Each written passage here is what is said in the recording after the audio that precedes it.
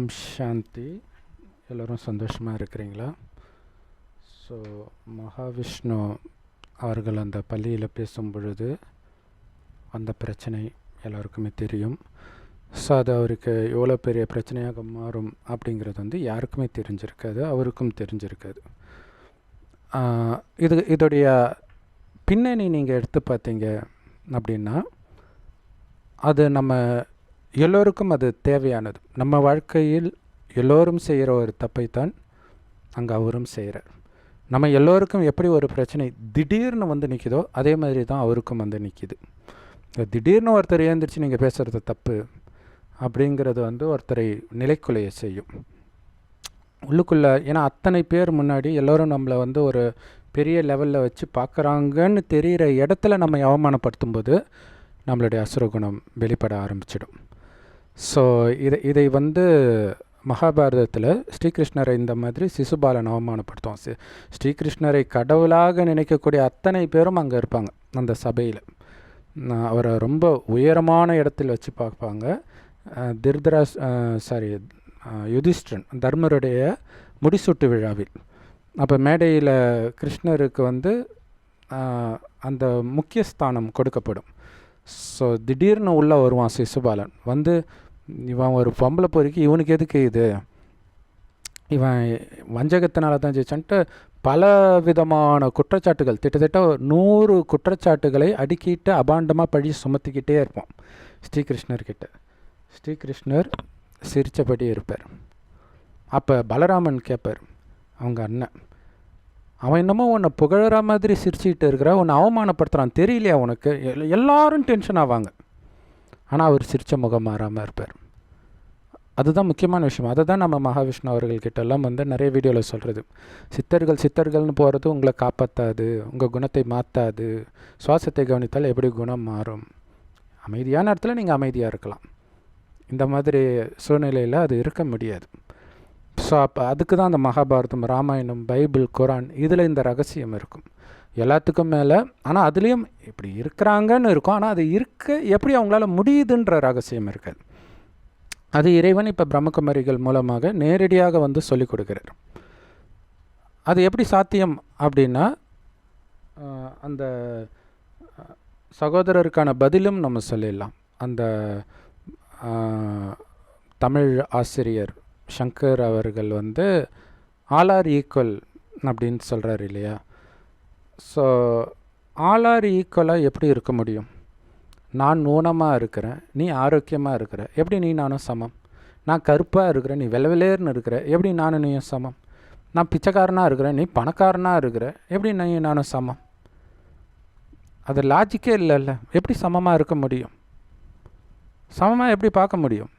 எனக்கு படிப்பே வராது தத்தி, நீ சூப்பராக படிக்கிற, ஒரு செகண்ட் எடுத்தாலே படிக்கிற, நான் நைட்டு ஃபுல்லாக கண்ணு முழிச்சாலும் என்னால் ஒரு லைனை தாண்ட முடியல, எப்படி நீ நானும் சமம்?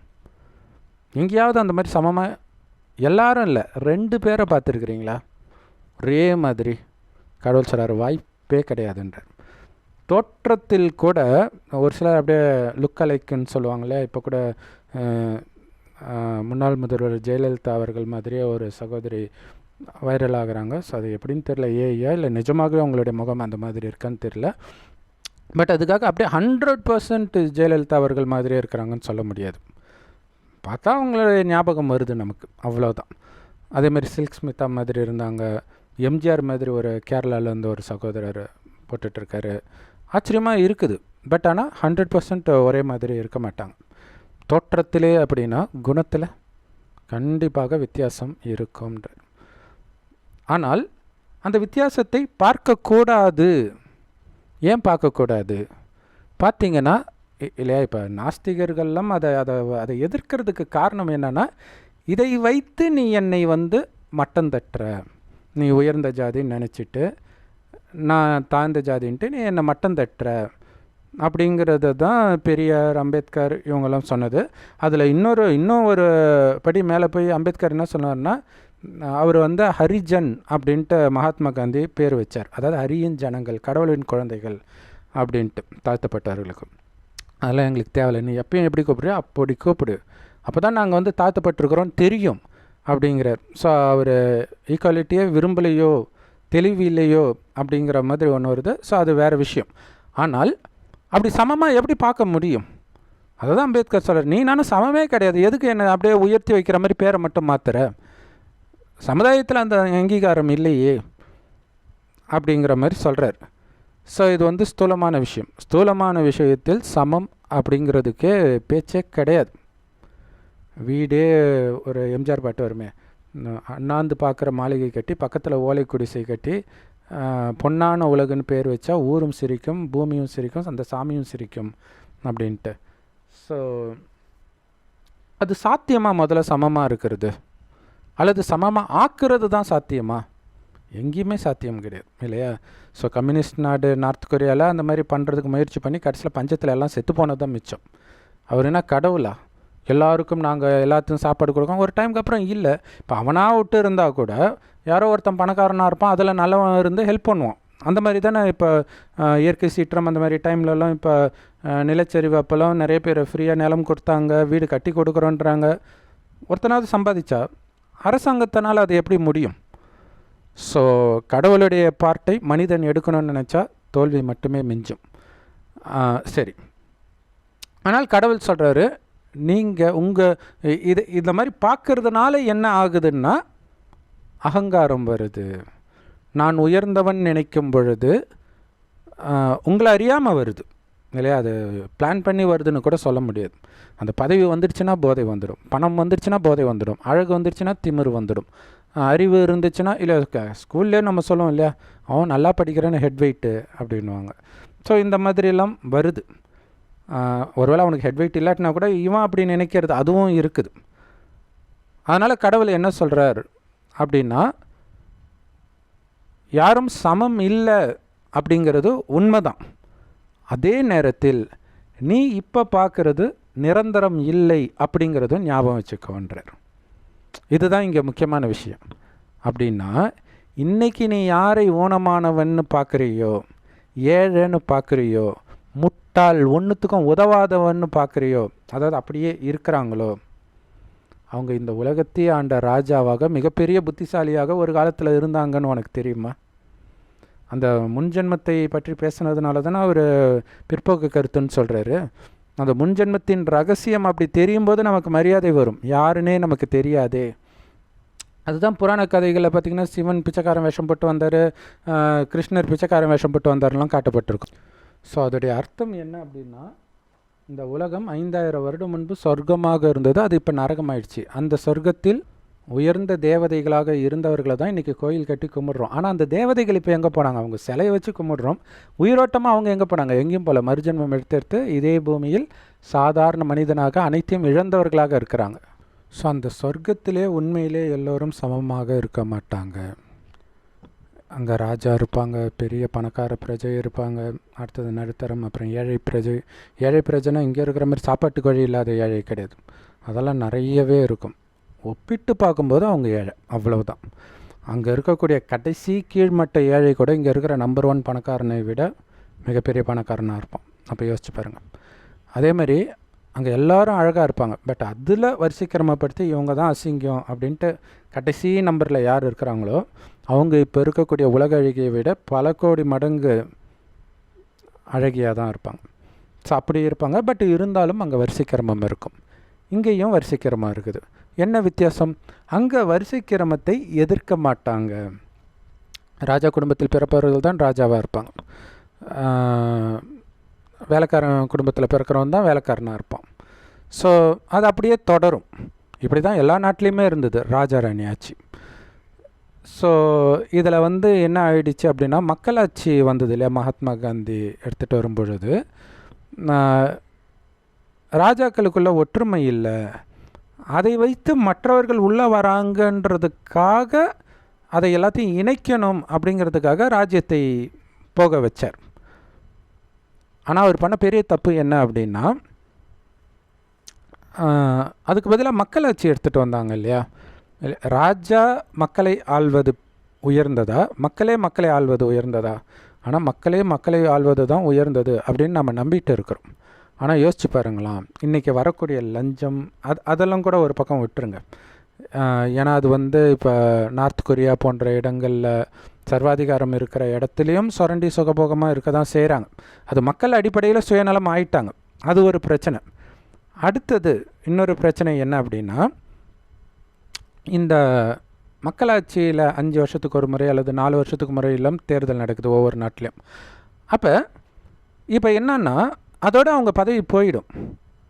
ஆனால் இழக்கிறதுக்கு மனுஷன் தயாராக இல்லை.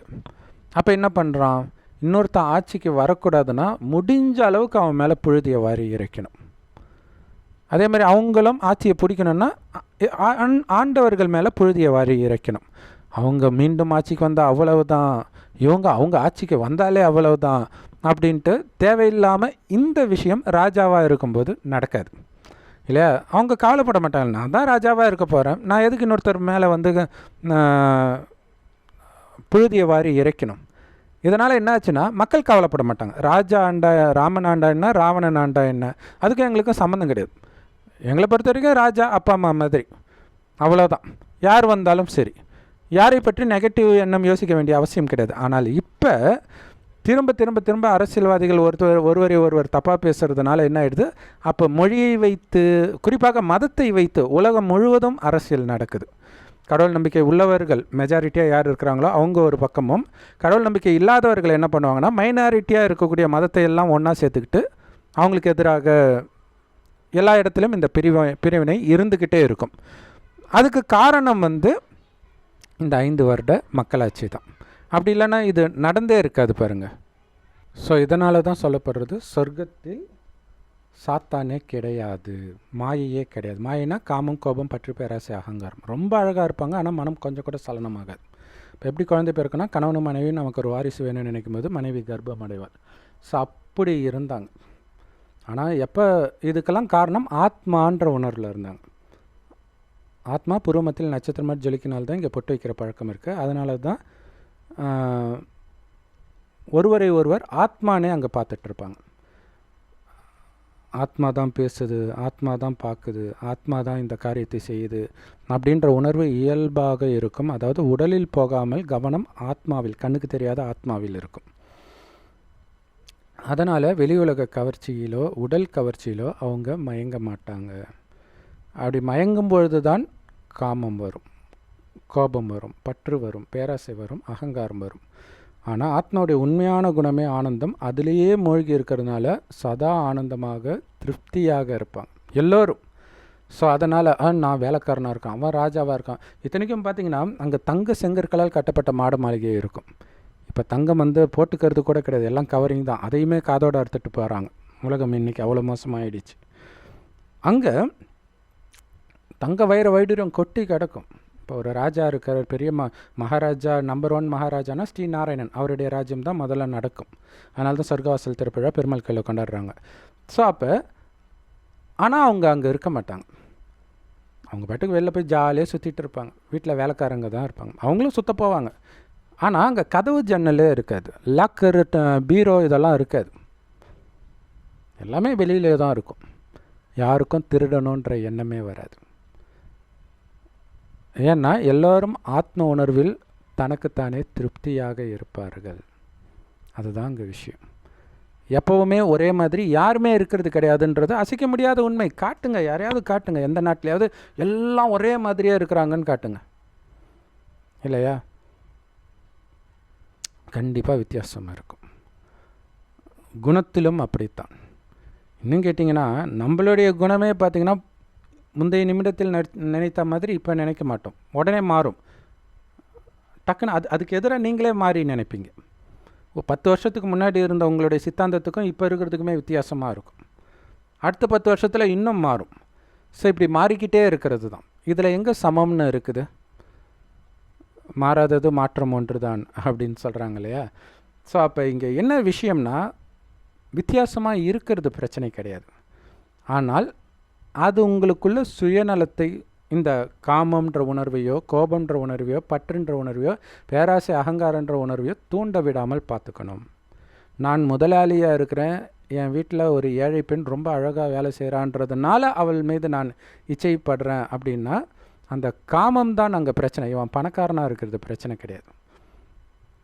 அதே மாதிரி வீட்டில் வேலை செய்கிற வேலைக்காரிக்கு எஜமானுடைய சொத்து மேலே ஆசை வந்துடுச்சு, அதனால் அவனோட தொடர்பு, ஏன்னா இதுவும் நடக்குது, ரெண்டும் நடக்குது இல்லையா?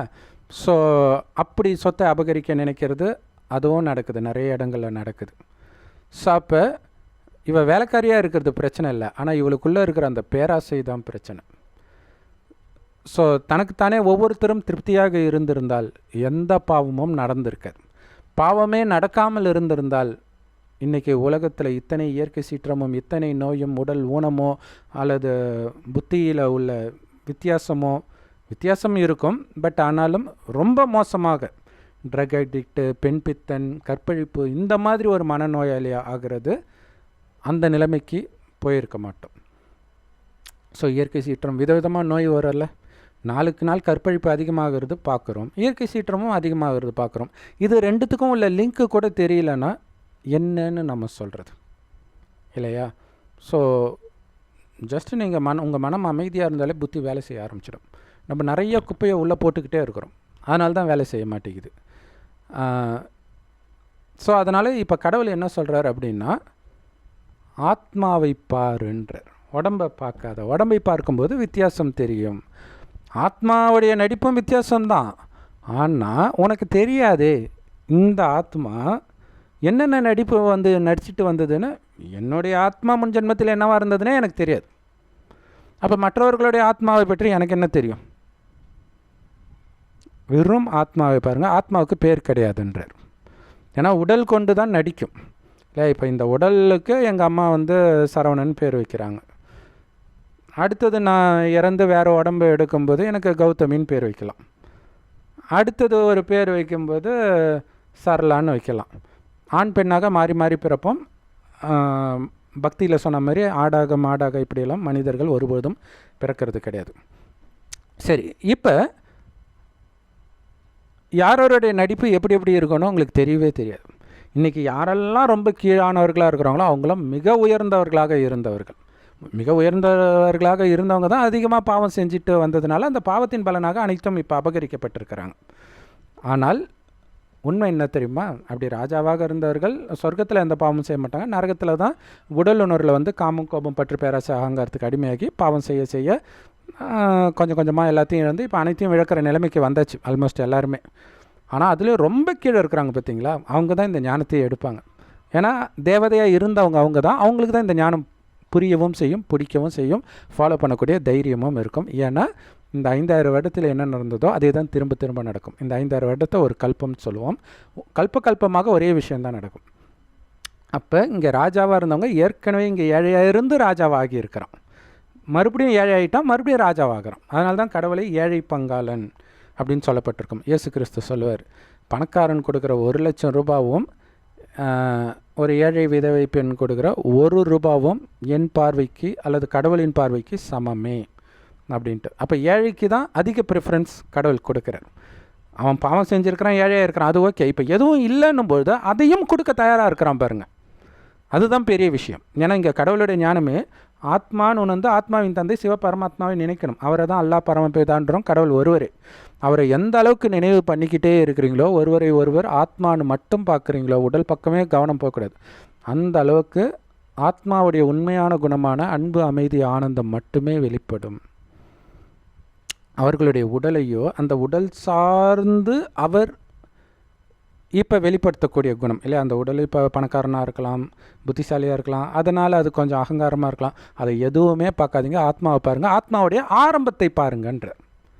சொர்க்கத்தில் வராமல் நரகத்திலே வந்தால் கூட முதலாக ஆத்மா இந்த பூமிக்கு வரும்போது ரொம்ப ரொம்ப அப்படியே தங்கமாக இருக்கும், அதோடைய குணம் கையெடுத்து கும்பிட்ற மாதிரி இருக்கும். அதனால தான் சொர்க்கத்தில் வாழ்ந்தவங்கள கோயில் கட்டியே கும்பிட்றோம். ஸோ அப்போ நீங்கள் அந்த ஆதி சமஸ்காரத்தை, அந்த குணத்தை நீங்கள் பார்க்கும் பொழுது இப்போ அசுர குணத்தை வெளிப்படுத்துகிறாங்க அப்படின்னா அந்த ஆத்மா மயக்கத்தில் இருக்குதுன்னு கருணை வருமே தவிர அகங்காரம் வராது. ஸோ இங்கே மகாவிஷ்ணு சகோதரர் விஷயத்தில் என்ன நடந்திருக்குது அப்படின்னா, திடீர்னு எல்லோரும் முன்னாடி அவமானப்படுத்தும் பொழுது இவருக்குள்ளேயும் அகங்காரம் வர ஆரம்பிச்சிடுச்சு. அந்ததுனால சிஇஓவை விட நீ பெரிய ஆளா அப்படி, அதாவது ஒருமையில் பேசலை, மரியாதை கொடுத்து பேசினா கூட அந்த அகங்காரம் இன்சல்ட் பண்ணுறது வருது. தனியாக பேசினா இல்லை, அவர் பப்ளிக்காக பேசினா நானும் பப்ளிக்காக தான் பேசுவேன் அப்படிங்கிறது. இதில் என்ன ஒரு விஷயம்னா, 2 பேருக்குமே அது அழகு கிடையாது. ஒருத்தர் வாத்தியார், மதிப்புக்குரிய பதவி, இன்னொருவர் ஆன்மீகத்து குரு, நிறைய பேரால் மதிக்கக்கூடியவர். 2 பேருமே அந்த குணத்தை வெளிப்படுத்தினது, 2 பேருக்குமே அழகு கிடையாது. ஆனால் அந்த வாத்தியாரை ஒப்பிடும்போது மகாவிஷ்ணு ரொம்ப சின்ன பையன். அப்போ அந்த வயதுக்குரிய முதிர்ச்சி அந்த வாத்தியாரிடம் கிடையாது. அதே நேரத்தில் இவர் சின்ன பையனாக இருந்தாலும் குருவாக மற்றவர்களால் போதிக்கப்படுறாருன்னு போது குரு எல்லாரையும் விட பொறுமையின் சிகரமாக இருக்கணும்னு நினைப்பாங்க. ஸோ அதுவும் இல்லை. அது காரணம் என்னென்னா, நம்ம சொன்ன மாதிரி நீங்கள் சுவாசத்தை கவனிக்கிறதுனால, மந்திரத்தை சொல்கிறதுனால உங்கள் குணம் மாறாது. ஸோ அதுக்கு தான் இறைவன் நினைவிலேயே இருந்து ஆத்மாவையே பார்த்துட்டு ஆத்மாவின் குணத்தையே நினைக்கிறது. இதெல்லாம் இறைவன் சொல்லும்போது தான் உங்களுக்கு தெரியும். இந்த 5000 வருட காலச்சக்கரம் எந்த வேதத்துலேயும் கிடையாது, எந்த மதத்துலேயும் கிடையாது. காலச்சக்கரம் இருக்குது, ஆனால் லட்சக்கணக்கான வருடங்கள் சொல்லியிருப்பாங்க. அதில் என்ன புரியும்? மறுஜன்மம் இருக்குது, ஆனால் மனிதன் மனிதனாகத்தான் பிறக்கிறான் எப்போவுமேன்றது அங்கே கிடையாது. ஸோ கொஞ்சம் உண்மையும் நிறைய பொய்யும் இருக்கும் எல்லா மதத்துலையுமே. இங்கே உண்மை மட்டுமே இருக்கும். ஸோ அப்போ இறைவனை நினைக்க அப்போ இறைவனுடைய குணம் உங்களுடைய குணமாக மாறணும். அப்போ இறைவனை பற்றி உங்களுக்கு என்ன தெரியும்? உனக்குள்ளேயும் இருக்கார், எனக்குள்ளேயும் இருக்கார் அப்படின்னா கற்பழிக்கிறவன் இறைவன் தான் கற்பழிக்கிறாரா? கொலை பண்ணுறது அப்போ இறைவன் தான் கொலை பண்ணுறாரா? இல்லை உங்களுக்குள்ளே இருக்கிறாருன்னா அவர் பண்ணுறாருன்னு எல்லாம் ஆகிடும். முதல்ல கடவுள் இருக்கிற இடத்துல அப்படிலாம் நடக்குமா? முதல்ல காமத்தில் ஈடுபட்டுட்டு சாமி ரூமுக்கே போக மாட்டாங்க. அப்போ அதுக்கும் கடவுளுக்கும் ரொம்ப தூரம்ன்றது தெரியுதுல்ல. அது பேர் அந்த இதுக்கு பேர் பீரியடு டைமுக்கே தூரம் அப்படின்னு சொல்லுவாங்க. ஸோ சாமி ரூமுக்கு போக மாட்டாங்க. இதுக்கு முன்னாடிலாம் ஆக்சுவலாக வீட்டுக்குள்ளேயே போக மாட்டாங்க, தனியாக வெளியிலே இருப்பாங்க. இந்த மாதிரியெல்லாம் இருந்தது. ஸோ இது இல்லாமல் புராண கதையில் காமத்தக்னீஸ்வரன் சொல்கிறோம். சிவனை நெற்றிக்கண்ணை திறந்து மன்மதனை எரித்தார். மன்மதன் யார்? காமத்துக்கு இன்சார்ஜ். ஸோ காமத்தை எரிக்கிற ஞானத்தை தான் இறைவன் கொடுக்கிறார். இருக்கிறதுலே மிகப்பெரிய எதிரி. ஸோ அதை வெல்லணும்னா இறைவன் நினைவில் இருக்கணும். ஆனால் இவர் மகாவிஷ்ணு அவர்கள் அறியாமையின் காரணத்தினால காமத்தின் மூலம் கடவுளை அடையலாம். இப்போ நாஸ்திக ஒரு சகோதரியே அதை சொல்கிறாங்க, இதுவோ ஆன்மீகம் அப்படின்ட்டு. இவ்வளோ மோசமாக இப்போ நாங்கள் பேசினா எங்களை அசிங்கமாக பேசுகிறீங்களா? பெரியார் உடைய ஃபாலோவர்ஸ் பேசுனா இந்த பொண்ணுங்களே இப்படி தான், பெரியார் ஃபாலோவர்ஸ்லாம் இப்படி தான்றீங்க. இப்போ அவரும் அதை தானே சொல்கிறாரு. அப்போ அது தப்பு தானே அப்படின்னு சொல்கிறாங்க. அப்போ அவங்களுக்கும் தெரியுது காமம் தப்புன்ட்டு, ஆனால் ஆன்மீகவாதிக்கு தெரியல. ஸோ அப்போ எந்த மாற்றமும் இல்லை அப்படின்னும் பொழுது அது ஒரு ஜஸ்ட் ஒரு ஃபேண்டசி. ஒரு ரஜினி ஃபேன், அஜித் ஃபேன் மாதிரி இவர் என்னுடைய குருஜி, அவ்வளோதான். எந்த மாற்றமும் நடக்காது. ஸோ அதுதான் நம்ம ஒவ்வொரு இடத்துலையும் பார்க்குறோம். அவர் பேரை சொல்லி கூப்பிட்றாங்க ஜக்கி வாசுதேவன்ட்டு, கோபம் வருது. அப்போ அவருடைய ஃபாலோவர்ஸ் கிட்ட என்ன மாற்றம் இருக்கும்? அடுத்தது இவருக்கும். ஸோ அப்போ இந்த விஷயத்தை கடவுள் வெளிப்படுத்துகிறார். ஒரு மத தலைவர்களும் இதே மாதிரி சிக்குவாங்க. அவங்க அசுர குணம் வெளிப்பட ஆரம்பிக்கும். அப்போ அதனால் எந்த பயனும் இல்லை அப்படிங்கிறது தெரிய ஆரம்பிக்கும். ஸோ அப்போ இங்கே பார்த்தீங்கன்னா இந்த பிரம்மகுமாரிகள் இயக்கத்தை மனிதன் நடத்தலை, கடவுள் நடத்துகிறார். அப்போ இங்கே ஒவ்வொருத்தரும் கடவுளை வெளிப்படுத்துகிற மாதிரி இருக்கணும். இயேசு சொல்வார், என்னை கண்டவன் பிதாவை கண்டான், அந்த மாதிரி இருக்கணும்ன்றார். அப்போ இங்கே என்ன நடந்திருக்குது அப்படின்னா, அவர் எல்லோரும் முன்னாடி அவமானப்படுத்துகிறார், இவர் திருப்பி அவமானப்படுத்துகிறார். ஆனால் நம்ம ஏற்கனவே கிருஷ்ணருடைய உதாரணம் சொன்னோம் இல்லையா, எப்போ வேணாலும் வரும், இது மாயையின் உலகம், அதை எதிர்பார்த்துட்டு இருக்கணும். ஆனால் அங்கே என்ன ஆகுதுன்னா, ஒரு அசுரகுணம் உங்களுக்குள்ளே இருக்கக்கூடிய அசுரகுணத்தை தூண்டும். அதை தான் கடவுள் சொல்வார், பாம்பை பார்க்காதீங்க, பாம்புன்னு உடம்பு சொல்கிறார். அந்த பாம்பு பார்த்தீங்கன்னா அந்த விஷம் உங்களுக்குள்ளே ஏறிடும்ன்றார். அதுக்கு பதிலாக பாம்புடைய நாகமணி நெத்தியில் இருக்கிறதாக ஒரு நம்பிக்கை இருக்குது. ஒரு ஆள் நிஜமாகவே இருக்குதான்னு நமக்கு தெரியாது. பட் அந்த உதாரணத்தை சொல்வார். அந்த மாதிரி நெத்தியில் இருக்கிற ஆத்மான்ற அந்த நாகமணியை பார்த்தீங்கன்னா அந்த விஷம் உங்களை தாக்காது அப்படிங்கிறார். அப்போ தேக உணர்வுனால் வர்றது தான் அந்த அகங்காரம், இன்சல்ட் பண்ணுறது, அதை தாங்கிக்க முடியாததெல்லாம். அப்போ யோசிச்சு பாருங்களா, அவர் ஒரு வார்த்தை பேசினார், ஓகே, அந்த ஸ்கூலில் இருக்கிறவங்க முன்னாடி பேசினாங்க, அவரால் தாங்கிக்க முடியல, திருப்பி அவமானப்படுத்தினார். அது என்ன ஆச்சு, அதுக்கப்புறம் அதை அவர் பெருமையாக வீடியோ போட்டார், அது இன்னும் ட்ரிகர் பண்ணிடுச்சு எல்லாரையுமே. இப்போ நிறைய பேர் அவரை எதிர்த்து வீடியோ போடுறாங்க. இப்போ எல்லாருடைய அவமானத்தையும் அவர் தாங்கியே ஆகணுன்ற நிலைமைக்கு தள்ளப்படுறார். இதைத்தான் கடவுள் என்ன சொல்கிறார் அப்படின்னா, நம்ம எல்லாருமே பாவம் செஞ்சுருக்கிறோம். அந்த கர்மத்தின் விதி இருக்குது இல்லையா, பாவம் செய்யாதவங்க யாருமே இல்லை. எல்லாருமே பிறக்கும்போதே நீ பாவியாக தான் பிறந்தன்னு கிறிஸ்தவ மதம் சொல்லும். உண்மைதான் அது. ஆனால் அது எப்பவும் கிடையாது, சொர்க்கத்தில் கிடையாது. நரகத்தில் பிறக்கிற குழந்தைங்களுக்கு அது பொருந்தும். அப்போ இப்போ நரகம்தான். கடந்த 2500 வருஷமாக நிறைய பாவம் செஞ்சுருக்கிறோம். அதுக்கான தண்டனையெல்லாம் கொடுத்தா தாங்க முடியாது. ஆனால் அதில் தப்பிக்கிறதுக்கு வழி இருக்குது. அதைத்தான் இறைவன் போதிக்கிறார். ஆத்மாவை மட்டும் பாரு, ஆத்மாவுடைய குணத்தை மட்டும் வெளிப்படுத்து. அன்பு, அமைதி, ஆனந்தம், தூய்மை, இதுதான் ஆத்மாவின் குணம்.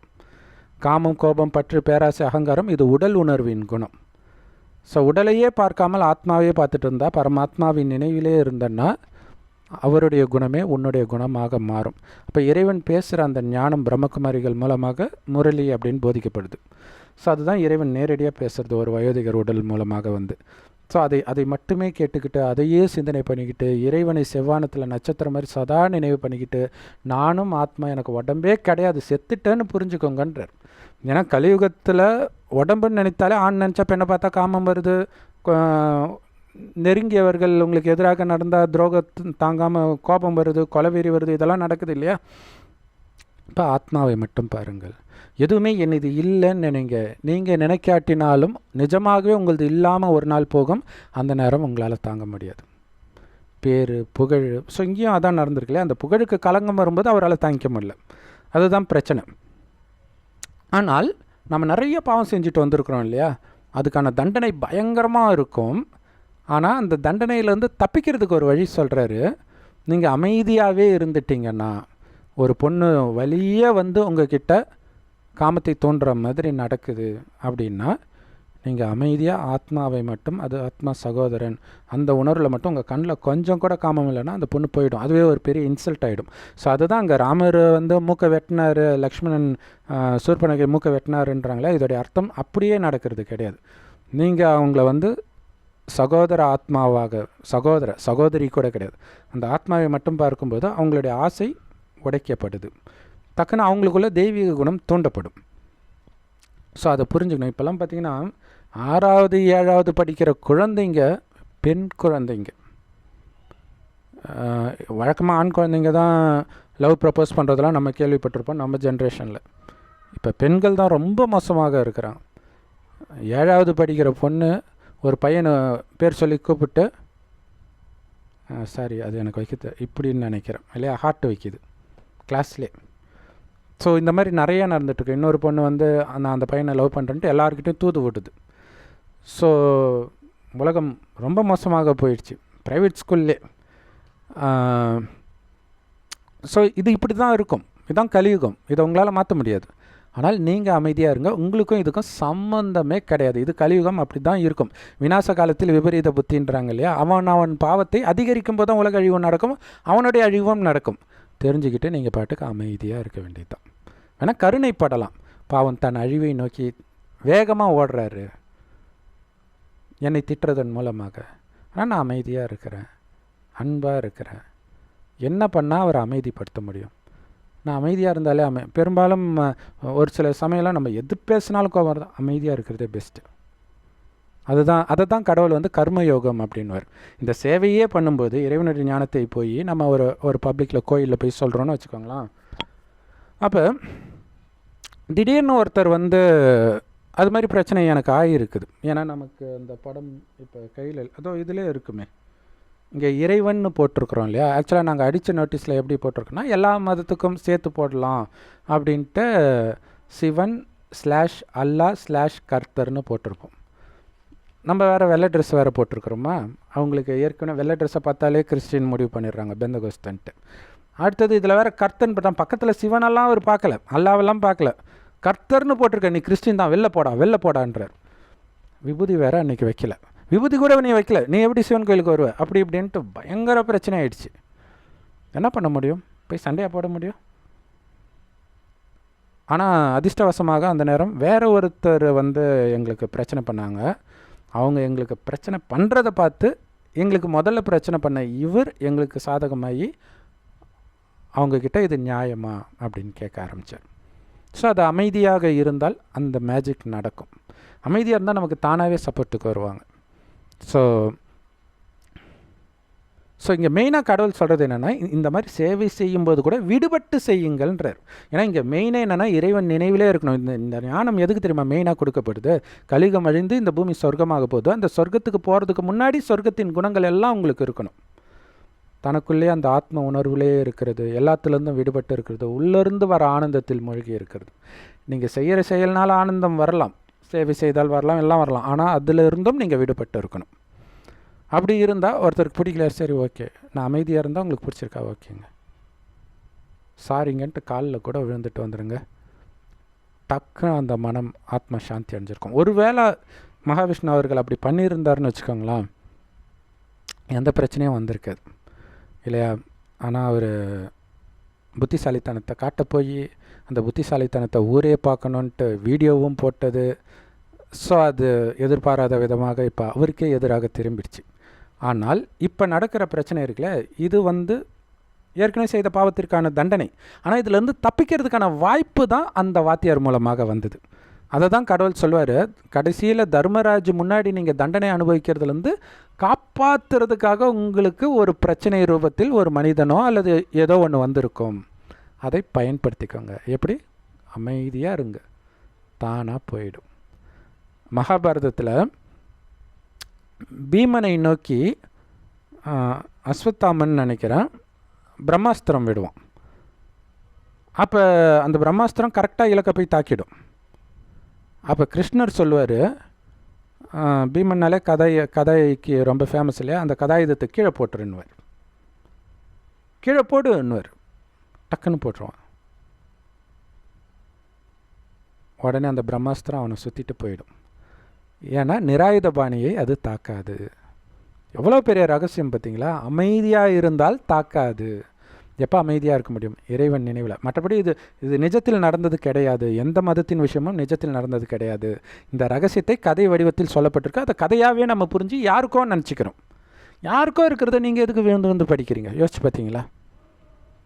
ஸோ நம்மை பற்றிய விஷயம் இப்போ இறைவன் கொடுக்குற ஞானம் கிடைச்சதுனால அதை வைத்து பொருத்தி நமக்கு நம்ம இதை சொல்கிறோம். ஸோ அப்போ நிராயுதபாணியாக நான் இருக்கிறேன். இப்போ ஒன்றும் இல்லை, மகாவிஷ்ணு கடைசியாக ஒரு வீடியோ போட்டார் அரெஸ்ட் ஆகிறதுக்கு முன்னாடி. அப்போ என்ன சொல்லியிருந்தார்னா, சரண்டர் தான் எல்லாத்துக்கும் தீர்வுனர். அதை அங்கேயே ஆகியிருந்தால் இங்கே பிரச்சனை கிடையாது. அங்கே சரண்டர் ஆக மறுத்தது, அதாவது அந்த வாத்தியார் முன்னாடி சரண்டர் ஆகிறது, அதுதான் இல்லையா? நம்ம கடவுள்கிட்ட சரணாகதின்றது கடவுளுடைய நினைவில் இருக்கிறது, அவ்வளவுதான். கடவுளுடைய வழிப்படி நடக்கிறது. இந்த நாடகம், இந்த 5000 வருட நாடகம் இருக்குது பார்த்தீங்களா, இதை கடவுளே நினச்சாலும் நிறுத்த முடியாதுன்றார். எல்லாரும் அவங்களுடைய நடிப்பை நடித்தே தீர்வாங்க. கரெக்டாக 5000 வருடம் கழிச்சு இதே மாதிரி அந்த தமிழ் ஆசிரியர் எழுந்திரிச்சு இதே மாதிரி மகாவிஷ்ணுவிடம் இதே தான் பேசுவார். மகாவிஷ்ணு ஆல்ரெடி பேசிட்ட காரணத்தினால இவரும் இதே தான் பேசுவார். இதே பிரச்சனை நடக்கும் ஒவ்வொரு கல்பத்திலும். ஸோ இதை தெரிஞ்சுக்கிட்டு கடவுள் என்ன சொல்கிறாருன்னா, இந்த ஞானத்தை ஏன் கொடுக்குறாரு அப்படின்னா, அவங்களுடைய நடிப்பு ஏற்கனவே அவங்க ஆத்மாவில் ரெக்கார்ட் ஆகிருக்கு, அதை நடிக்கிறாங்க. நீ விலகி சாட்சியாக பாரு. இப்போ நீ சாட்சியாக பார்த்தனா எப்போவும் நீ சாட்சியாக தான் பார்ப்ப அப்படிங்கிற. ஸோ ஏன்னா இந்த சம்பவத்தினால நம்ம கற்றுக்க வேண்டிய விஷயங்கள் நிறைய இருக்குது. ஏன்னா நம்ம ஒவ்வொருத்தருடைய வாழ்க்கையிலும் அந்த ஒரு செகண்ட் கோபத்தினால நிறைய இழந்திருப்போம். நட்பை இழந்திருப்போம், சொத்தை இழந்திருப்போம், சில சமயம் உயிரே கூட இழக்க வந்திருக்கும் இல்லை? அந்த ஒரு வெட்டி பந்தாவில் அந்த ஒரு சில வார்த்தை மிகப்பெரிய எதிரியாக்கிடும். ஆன்லைன் சண்டையே எனக்கு தெரிஞ்சு ஃபேஸ்புக்கு முன்னாடி ஆர்குட்லாம் இருந்துச்சு.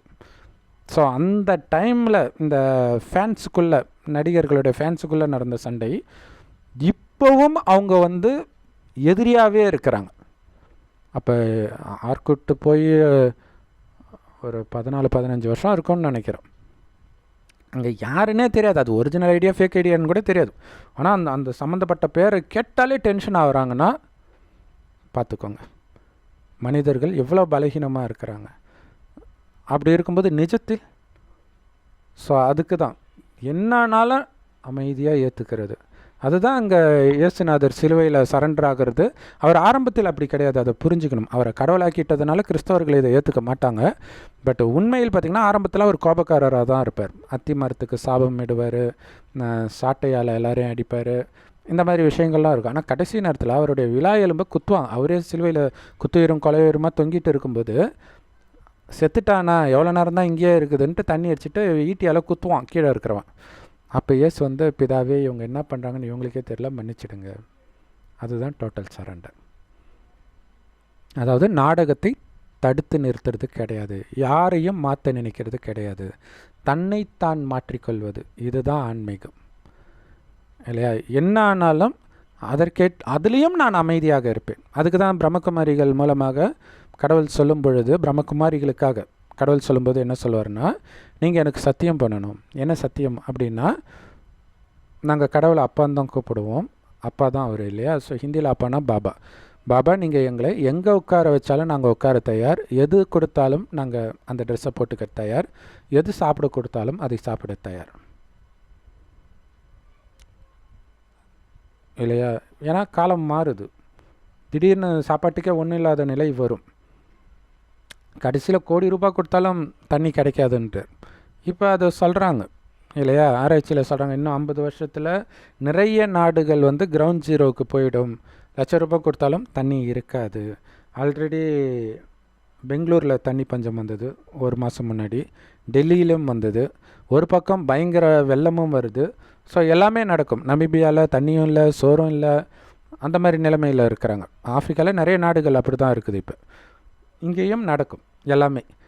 ஸோ அதிலும் உங்களுடைய மனம் இறைவனின் நினைவிலேயே மூழ்கி இருக்கணும். ஆனந்தமாக, ஐயோ இப்படி பண்ணிட்டே காப்பாற்று, அப்படி கிடையாது. அது பக்தர்கள் பண்ணுறது. ஸோ பக்தின்றது பிச்சை எடுக்கிறது, கடவுள்கிட்ட இதை கூட அதை கூட. இங்கே கடவுளுடைய குழந்தையாகிறீங்க, கடவுளுடையது உங்களுடையது. ஆனால் கடவுளுடைய சக்தி ஃபுல்லாக உங்களுக்குள்ளே வந்துடுச்சான்னு நிரூபிக்கிற நேரம். அதுதான் அக்னி பரீட்சை பண்ணி தான் சீதையை ராமர் ஏற்றுக்கிறார். உண்மையில் ராமர்ன்றது சிவனை குறிக்கிறது, சீதைன்றது ஆத்மாக்கள் அனைவரையும் குறிக்கிறது. இறைவன் கொடுக்குற ஞானத்தின்படி நீங்கள் பக்காவாக ஆகிட்டீங்களான்ற சோதனை தான் கடைசி நேரம். இப்போத்துலேருந்தே அதுதான். அதில் பாஸ் ஆகணும். அப்போ யோசிச்சு பார்க்கணும், மகாவிஷ்ணு சகோதரர் இருந்த அதே நிலையில் நீங்கள் இருந்தால் எப்படி இருந்திருப்பீங்க? அமைதியாக சரிங்க சார்ன்ட்டு வந்துட்டு இருப்பீங்களா? அல்லது மகாவிஷ்ணு அவர்கள் மாதிரி எதிர்த்து புத்திசாலித்தனத்தை காப்பிட்டீங்களா? அல்லது அதை விட மோசமாக காய்ச்சி பூச்சின்னு கட்டிகிட்டு இருப்பீங்களா? மனசாட்சி கேளுங்க. ஏன்னா நமக்கு தெரியும் இல்லையா, ஒவ்வொருத்தருடைய அந்த மாதிரி சூழ்நிலை வந்தால் என்ன ஆகும் அப்படின்றது. அதுக்கு தான் கடவுள் சொல்கிறார், உங்களுடைய பாதுகாப்பு கவசமே பணிவு தான்றார். அந்த பணிவு வரணும்னா முழுக்க முழுக்க என் ஒருவனை தவிர உனக்கு எந்த நினைவும் இருக்கக்கூடாது, இந்த உலகமே கிடையாது. நான், நீ, நான் ஆத்மா, என்னுடையவர் சிவ பரமாத்மா, அவ்வளோதான். மற்றதெல்லாம் ஒரு மாயை, ஒரு பொம்மை மாதிரி, பொம்மை விளையாட்டு. பொம்மை கத்தும் எல்லாம் பண்ணும், ஆனால் சிரிச்ச முகம் மாறாமல் இருக்கணும். கிருஷ்ணர் ஏன் சிரிச்ச முகம் மாறாமல் இருந்தார்னு இப்போ தெரியுதா? இறைவன் நினைவில் இருக்கிறாரு. இது ஒரு பொம்மை, இது ஒரு டெஸ்ட் பேப்பர். நீங்கள் அமைதியாக இருந்துட்டிங்கன்னா உங்களுக்கு மார்க் ஏறிக்கிட்டே இருக்குது. அதுதான் பொறுத்தார் பூமி ஆழ்வார். எந்த அளவுக்கு நீங்கள் பொறுமையாக இருக்கிறீங்களோ, கோபம் தூண்டக்கூடிய சூழ்நிலை மட்டும் இல்லை, காமத்தை தூண்டக்கூடிய சூழ்நிலையிலையும் ராமர் இருந்தார்ல சூர்பனகை வரும்பொழுது. ஸோ அந்த மாதிரி எல்லாத்துக்கும் அமைதியாகவே யார் இருக்கிறாங்களோ அவங்க தான் உலகத்தை ஆளக்கூடிய ஸ்ரீ நாராயணனாக ஆவாங்க. அதை போதிக்கிறது தான் ராஜயோகம். மற்றபடி மகாவிஷ்ணு உட்பட எல்லா ஹடயோகிகளும் என்ன கற்றுக் கொடுக்கணும்? சுவாசத்தை கவனிங்கள், சுவாசம் தான் இறைவன், சுவாசம் தான் எல்லாம் பண்ணும். என்ன அங்கே நீங்கள் டென்ஷன் ஆகும்போது உங்களுக்கு அது மைண்டு தான் தறிக்கெட்டு ஓட ஆரம்பிச்சிடுமே அந்த நேரம். அந்த நேரம் நீங்கள் சுவாசத்தை கண்ட்ரோல் பண்ணிங்கன்னா செத்து போயிடுவீங்க இல்லையா? அந்த கோபத்துக்கு அது அந்த வேகத்துக்கு அது போய் ஆகணும். அதுக்கப்புறம் அந்த டென்ஷன்லேருந்து வெளில வர்றதுக்கு வேணால் அது நீங்கள் ஒன்றும் பெருசாக பண்ணல, ப்ரீத்தை அதிகமாக விட்டிங்கனாலே கொஞ்சம் கூல் ஆகிடுவீங்க. நிறைய பேர் நம்ம அறியாமலே பண்ணுவாங்க அப்படின்றது, அவ்வளவுதான். இதுக்கு உட்காந்து பயிற்சி அது தேவைப்படும் போது மட்டும் அது தானாகவே நீங்கள் பண்ணுவீங்க. அது வேறு யாரும் உங்களுக்கு சொல்லியெல்லாம் கொடுக்க தேவையில்லை. ஸோ அதில் நம்ம நேரத்தை வீணாக்க வேண்டியது கிடையாது. அதுக்கும் கடவுளுக்கும் ஆன்மீகத்துக்கும் சம்பந்தமே கிடையாது. ஆத்மாவுடைய உண்மையான குணமான அமைதியில் உங்களை நிலைக்க வைக்கிறது தான் ஆன்மீகம். அதை கடவுள் மட்டும்தான் கற்றுக் கொடுக்க முடியும். அந்த கடவுள் 5000 வருடத்திற்கு ஒரு முறை வந்து ஒரு வயோதிகர் உடலில் வந்து இந்த ஞானத்தை கற்றுக் கொடுக்கறதுடைய நினைவாகத்தான் சிவன் கோயில் கோபுரத்தில் பார்த்தீங்கன்னா குரு பகவான் ரூபத்தில் சிவன் மரத்தடியில் உட்காந்துட்டு இருப்பார். அவர் கீழே வந்து ரிஷி முனிவர்கள் ஞானத்தை கேட்குற மாதிரி இருக்கும். உண்மையிலே ரிஷி முனிவர்களுக்கு இறைவன் ஞானத்தை கொடுக்கல, சாதாரண குடும்பத்தில் இருக்கக்கூடிய உங்களுக்கும் எனக்கும் தான் கற்றுக் கொடுக்குறார். ஏன்னா ரிஷி முனிவர்கள் அது சாமியார்கள், துறவிகள் இது துறவற மார்க்கம் கிடையாது. இந்து தெய்வம் எல்லாம் ஜோடி ஜோடியாக இருக்கும். சொர்க்கத்தில் எல்லாம் திருமணம் செஞ்சு தான் இருப்பாங்க. ஆனால் காமம் இருக்காது. அதுதான் தூய்மையான இல்லற மார்க்கம். அது சிவன் ஆலயம்னே சொல்லலாம். இப்போ விபச்சார விடுதி ஆயிடுச்சு உலகம். ஏன்னா ஒரு குடும்பமும் விபச்சாரத்திற்காக திருமணம் ஆயிடுச்சு. இல்லை லைசன்ஸ் ஃபார் செக்ஸ் தான் மேரேஜ்னு சொல்கிறாங்களே, அது உண்மை தானே? அப்படி தானே ஆயிடுச்சு. விபச்சாரிக்கிட்ட போகிறவனை நம்ம கேவலமாக பார்க்குறோம். ஆனால் அவன் எப்பயாச்சும் தான் போவான். ஆனால் இவன் தினம் தினம் விபச்சாரம் பண்ணுறானே. ஸோ மனைவியோடவே நீ தினம் தினம் காமத்தில் ஈடுபட்டால் கூட உலகழிவு சீக்கிரமாக நடக்கும். அப்படி இருக்கும்போது இன்றைக்கி கள்ளத்தொடர்புக்கும் சும்மா பிச்சின்னு போகுது. அதனால தான் இயற்கை சீற்றம். குறிப்பாக பாருங்கள், அந்த ஹனிமூன் ஸ்பாட்டு தான் அழிக்கப்படுது பெரும்பாலும். கேரளா அந்த இடம் கூட பார்த்திங்கன்னா நிலச்சரிவு வந்த இடமும் ஹனிமூன் ஸ்பாட்டு தான். ஆக்சுவலாக இதுக்காக வேலை மெனக்கிட்டு நார்த் இந்தியாவிலேருந்து ஹனிமூன் கொண்டாடுறதுக்காக ஒருத்தவங்க வந்திருக்கிறாங்க. ஒரு டாக்டர் குடும்பம். எல்லாருமே இறந்தால் அந்த ஒரு பொண்ணு மட்டும்தான் உயிரோடு இருந்துச்சு. ஓம் சாந்தி சகோதரர்களே. ஸோ இனியாவது இறைவனுடைய ஞானத்தை தயவு செய்து கேளுங்கள். ஏன்னா இது எல்லாருடைய வாழ்க்கையிலும் அது பெரிய அளவில் நடக்குது. அட்லீஸ்ட் குடும்பத்தில் நம்ம விடுற ஒரு வார்த்தை நமக்கு எதிராக திரும்பும். நிறைய நடக்கும். ஒரு வார்த்தையை ஞாபகம் வச்சுட்டு பெற்ற அப்பா அம்மா கூட ஞாபகம் வச்சுட்டு அவங்க சொத்தை பிரிக்கும்போது அதுக்கேற்ற மாதிரி அங்கே பார்ஷியாலிட்டி இருக்கும். நீங்கள் அது ஒரு விளையாட்டாக கூட சொல்லியிருக்கலாம். ஆனால் அது உங்களுக்கு எதிராக திரும்பும். ஸோ ரொம்ப ரொம்ப ஜாக்கிரதையாக வார்த்தையை பயன்படுத்தணும். குறிப்பாக கடவுள் சொல்கிறாரு, நீங்கள் பயன்படுத்துகிற வார்த்தை உங்களுக்கும் துக்கத்தை கொடுக்கக்கூடாது, பிறருக்கும் துக்கத்தை கொடுக்கக்கூடாது. ஸோ ஒரு வார்த்தையும் பேசுகிறதுக்கு முன்னாடி எண்ணம் வரும். எண்ணம் வந்த பிறகு தான் வரும். அந்த எண்ணம் வந்த உடனே இதோடைய 3 காலத்தையும் நினச்சி பார்த்து அதை வார்த்தையாக அல்லது செயலாக மாற்றலாமா வேண்டாமான்னு முடிவு பண்ணிவிட்டு பேசுங்க, செயல்படுங்கன்ற. அப்படி யோசிச்சுட்டு முக்கால ஞானத்தை யோசிச்சுட்டு செயல்படுறவன் ஞானி. செஞ்ச பிறகு ஐயோ அவசரப்பட்டு வாயை விட்டுட்டுமே நினைக்கிறவன் அஞ்ஞானி அப்படின்னு கடவுள் சொல்கிறார். ஸோ கடவுளே வராருங்க 5000 வருஷத்துக்கு ஒரு தடவை. தயவுசெய்து நம்புங்க. மனிதர்கள் பின்னாடி போய் ஏமாந்துட்டுருக்குறீங்க. இங்கே ஒரு பைசா இல்லாமல் கடவுள் கொடுக்குறாரு இந்த ஞானத்தை. தயவுசெய்து கேளுங்க.